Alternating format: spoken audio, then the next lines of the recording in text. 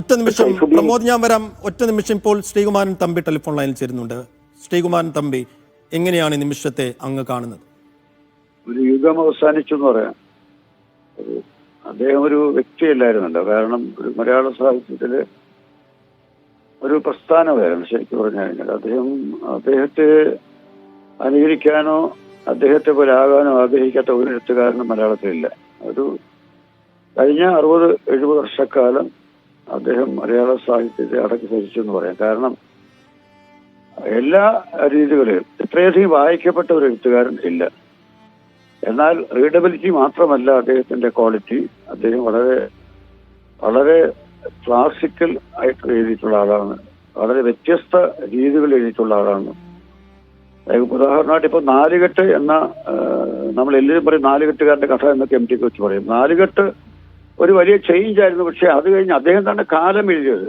കാലവും നാലുകെട്ടും ഒരു ബന്ധവുമില്ല. അദ്ദേഹമാണ് അശ്രവിത്ത് എന്ന നോവൽ എഴുതിയത്. അശ്രവിത്ത് എനിക്ക് എന്റെ അഭിപ്രായത്തിൽ മലയാളത്തിൽ ഏറ്റവും മികച്ച നോവലൊന്നാണ് അശ്രവിത്ത്. അപ്പൊ അതുപോലെ നോവലുകളായാലും ചെറുകഥകളായാലും അദ്ദേഹം പിന്നെ വളരെ നല്ല പത്രാധിപരായിരുന്നു. ഏറെക്കാലം മാതൃഭൂമി ആഴ്ചപ്പതിനെ നയിച്ച ആളാണ്.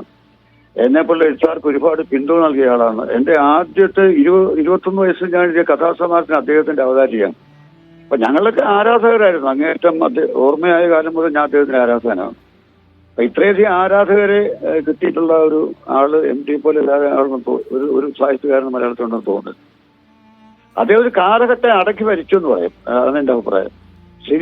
സാഹിത്യം മാത്രമല്ല, സിനിമയിലും അദ്ദേഹം തൊട്ടതൊക്കെ പൊന്നാക്കിയ ആളാണ്. എല്ലാ തിരക്കഥകളും അദ്ദേഹം സംവിധാനം ചെയ്ത ചിത്രങ്ങളും എല്ലാം വ്യത്യസ്തങ്ങളായിരുന്നു. എല്ലാം പുതുമയുള്ളതായിരുന്നു.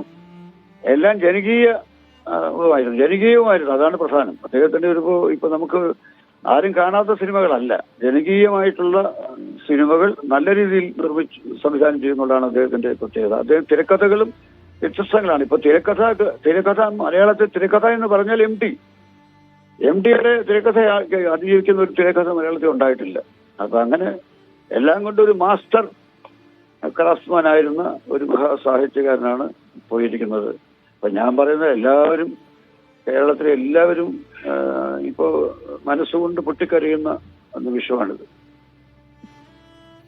നന്ദി ശ്രീകുമാരൻ തമ്പി പ്രതികരിച്ചതിന്. അങ്ങ് സൂചിപ്പിച്ചതുപോലെ ഒരു യുഗം അവസാനിക്കുന്നു. അനുകരിക്കാനാവാത്ത, എത്തിപ്പിടിക്കാനാവാത്ത, സാഹിത്യത്തിന്റെ എല്ലാ തലങ്ങളുടെയും ഉത്തുംഗതയിൽ വിരാജിച്ച ഇതിഹാസകാരനായ കഥാകാരൻ വിടവാങ്ങുന്നതിൻ്റെ അങ്ങേയറ്റം വലിയ ദുഃഖവും വിഷമവും മലയാളി ഉള്ളിലൊതുക്കി പ്രാർത്ഥനകളോടെ കണ്ണീരോടുകൂടി MT വിടവാങ്ങിയ നിമിഷത്തെ ഉൾക്കൊള്ളുകയാണ് മലയാളി എന്നതാണ് ഈ സമയം പറയാൻ കഴിയുക.